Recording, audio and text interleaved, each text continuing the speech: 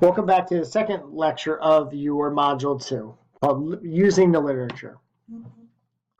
Before we begin your literature search, you need to develop a working title for your study. This does not have to be your final title or even your exact final topic. Remember that your idea is something you will continue to refine and change as the project goes on, also as you dive deeper into the literature and as you work with your faculty and your peers. To develop your working title, if you look at what Creswell talks about, he talks about starting about what is your study about. So starting with the sentence, my study is about X, right? That X or that end of the sentence helps you to begin your working title and develop that beginning working title.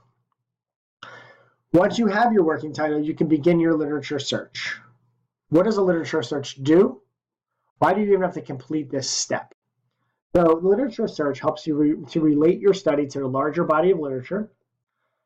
It also helps you to understand what's going on in the field and be very specific to your own topic. It tells you if your topic has been studied before, which allows you to know if you might be replicating, generalizing, or increasing previous studies or prior results, or if you have an original topic or idea.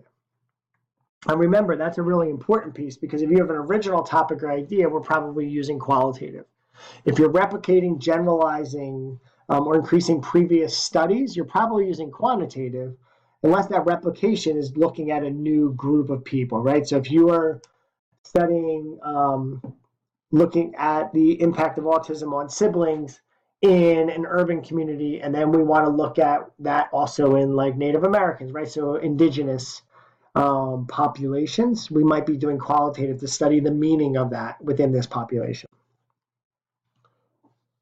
It also provides you with a framework to compare your study to the other literature and compare what has already been done.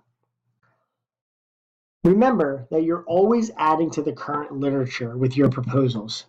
It has been frustrating in past years for students as they begin to look at the literature that's out there and they really begin to think about their ideas, right? By this point, you've already told us a few ideas that you have. You've begun to kind of work through what your idea is, what you want to do, what you are trying to prove, maybe even what your problem is. And then all of a sudden you come up with studies that are already done what you or have already proved, studied, or done what you want to do, right? It doesn't mean you have to abandon what your idea was. It just means that we need to be creative and think about, can I enhance what these previous authors have already done? And if you can't, if you're not sure how to, maybe we need to go a different direction. But often you can. Often you can add the next level of evidence, right? Or you can add something different to what has already been done to enhance the current body of literature and enhance our field, which is how you develop original research. So this year, you're not charged with doing an actual literature review like previous years. In previous years, section 2, which is now your case conceptualization, was a thorough literature review. So those of you who had undergrad research here at PhillyU or probably other universities, you had to do this more of a thorough literature review. We don't have to do that anymore, right? So we're just doing a clinical case conceptualization in place of this.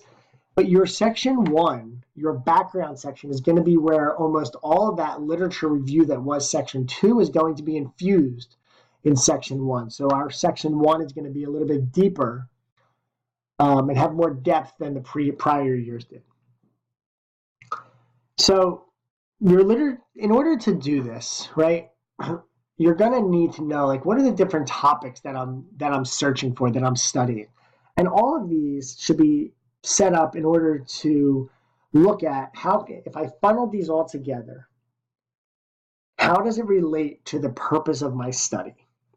When we're reading your section 1 and your background section and your problem and your purpose and you're infusing this literature, we should really understand, right? It should be 100%, 99% clear why you're proposing to do what you're proposing by the end of section 1.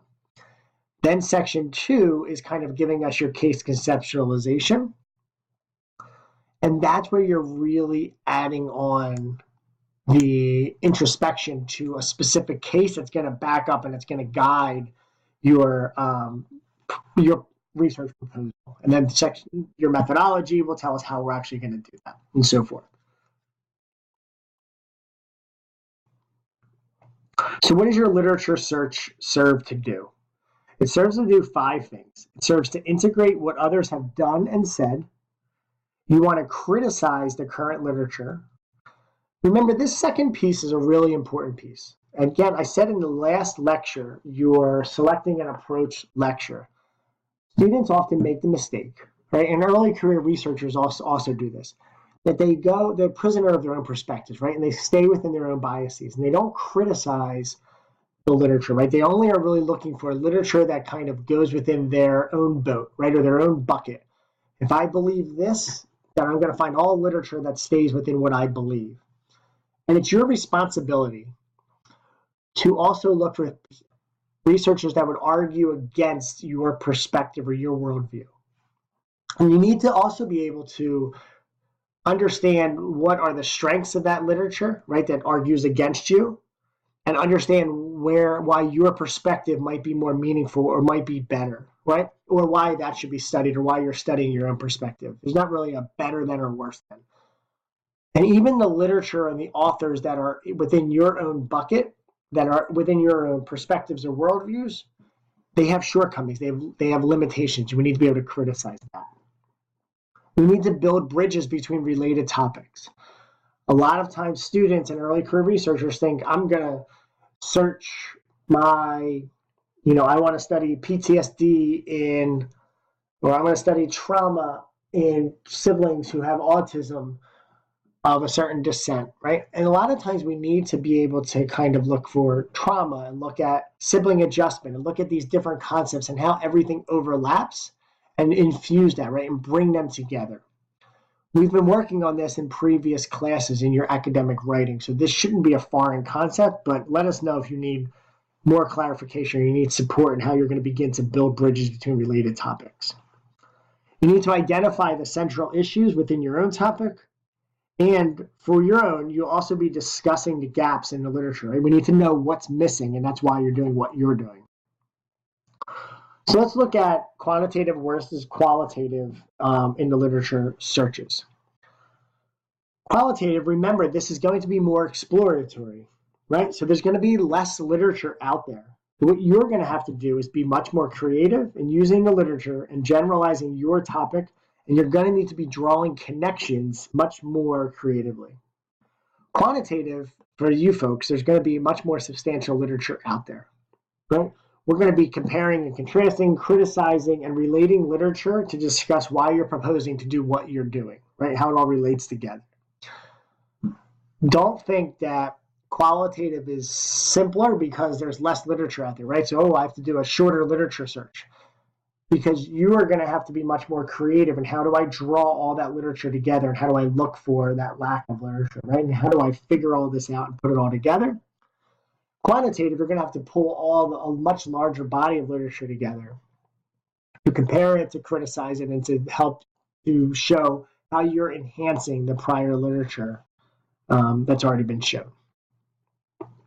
So how do you actually start your literature search? On pages 8 and 9 of the chapter 2, there are some really helpful hints in how to develop your literature review. So by now, each of you understand how to search academic databases, right, for empirical or primary source articles and text. If you're unclear, ensure that you're reaching out. We're not going to be reaching out. This is something that we are expecting that you know. So if you're unclear, you need to begin to reach out to Christina. We'll also in class be using the literature scan to support this process. Take this process, this exercise very seriously, and do not save it to the last minute. Those who engage in a thorough, meaningful search will be successful with their capstone project. I suggest that you start to begin with your search terms with very general phrases, and you will get more specific once you get into the specifics of your study and/or proposal. And I also think that searching and using systematic reviews is a great place to start if there has been any written within your chosen field. Please note the word systematic. There are reviews that are not systematic, but they do not have the same rigor as systematic reviews.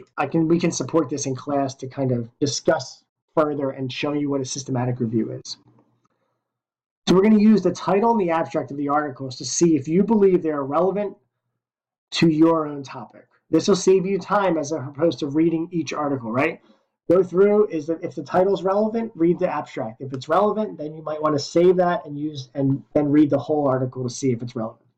If the title and abstract are not close, you can probably throw that away. And this is part of the process of systematic reviews, which again, we'll go over more, I think, in class in person to ensure understanding. Then there's something called chaining. When you find articles that are relevant to you, use that author's reference page to locate other articles you may want to pull that could also be relevant. It's a quick, expedited way to find more and more research. A couple things to note, and I know this has been an issue with some people throughout the program. Number one, your article should be no more than 10 years old unless it's a seminal article in that field. Sometimes you might have something that's 15 years old, but out of 15 articles, 13 should be within the past 10 years. Also, if you're using chaining, right, you must use the actual source. You cannot cite, if Christine wrote an article and she cited me, you cannot cite what Christine wrote about my article. You must go pull my article and write what I actually wrote, right? Pull the ideas from that article. If that doesn't make sense, please make sure you're seeing us. So let's start here with the search. Christine and I, depending on your section, will begin to support you in developing your outline for your overall background and kind of where your literature search is going. And then we'll, as we have dedicated time within each class. This ends the using the literature, and then we have one more recording for Module 2, which is the use of the theory.